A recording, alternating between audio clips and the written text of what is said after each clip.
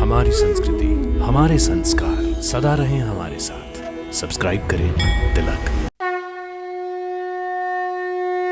भक्तों नमस्कार, प्रणाम और हार्दिक अभिनंदन। भक्तों, कहा जाता है कि जब मूर्ति पूजा का प्रचलन हुआ तो सर्वप्रथम भगवान सूर्य की मूर्ति की पूजा प्रचलित हुई। संभवतः इसी कारण समूचे भारत में उलार्क सूर्य मंदिर, कोणार्क सूर्य मंदिर, मोढेरा सूर्य मंदिर, कटारमल सूर्य मंदिर, रणकपुर सूर्य मंदिर, पहर सूर्य मंदिर, प्रतापगढ़ सूर्य मंदिर, दक्षिणार्क सूर्य मंदिर, औंगारी सूर्य मंदिर, बेलार्क सूर्य मंदिर, हंडिया सूर्य मंदिर, गया सूर्य मंदिर, महोबा सूर्य मंदिर, रहली सूर्य मंदिर, लोहारगल सूर्य मंदिर, झालरा पाटन सूर्य मंदिर, रांची सूर्य मंदिर, जम्मू मार्तंड सूर्य मंदिर, कश्मीर सूर्य मंदिर एवं कांदाहा सूर्य मंदिर आदि भगवान सूर्य के कई प्राचीन और प्रसिद्ध मंदिर विद्यमान हैं। भक्तों, आज हम आपको अपने लोकप्रिय कार्यक्रम दर्शन के माध्यम से जिस प्रसिद्ध मंदिर की यात्रा करवाने जा रहे हैं वो मंदिर है रणकपुर का सूर्य मंदिर। भक्तों, पौराणिक कथा के अनुसार समुद्र मंथन के समय जब अमृत निकला तो देवताओं और राक्षसों में उसे पहले पाने के लिए लड़ाई होने लगी। राक्षसों ने उस अमृत को छीन लिया और वे सबसे पहले उसे पीकर अमर होना चाहते थे। तब भगवान विष्णु ने मोहिनी रूप धारण करके उस अमृत कलश को प्राप्त कर लिया और फिर उन्होंने राक्षसों को समझाया कि देवों और तुमने साथ मिलकर इस अमृत को प्राप्त किया है, इसलिए दोनों को ही इसे प्राप्त करने का अधिकार है।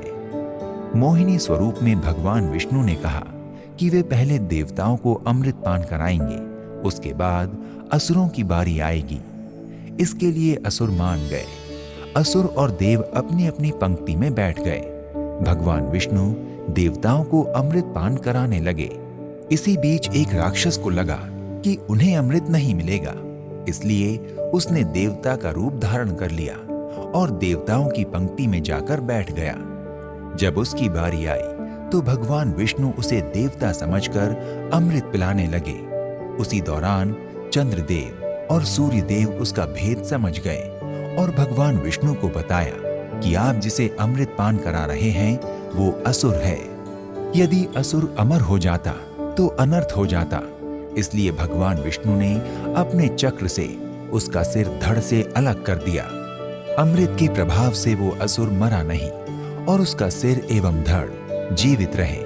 उस राक्षस का सिर राहु और धड़ केतु नामक दो छद्म ग्रह बन गए। चूंकि सूर्य और चंद्र के कारण भगवान विष्णु ने राक्षस के शरीर से सिर और धड़ को अलग किया था, इसलिए राहु और केतु सूर्य और चंद्र से शत्रुता का भाव रखते हैं तथा हर वर्ष राहु अमावस्या के दिन सूर्य का ग्रास करने तथा केतु पूर्णमासी के दिन चंद्रमा का ग्रास करने के लिए आता है।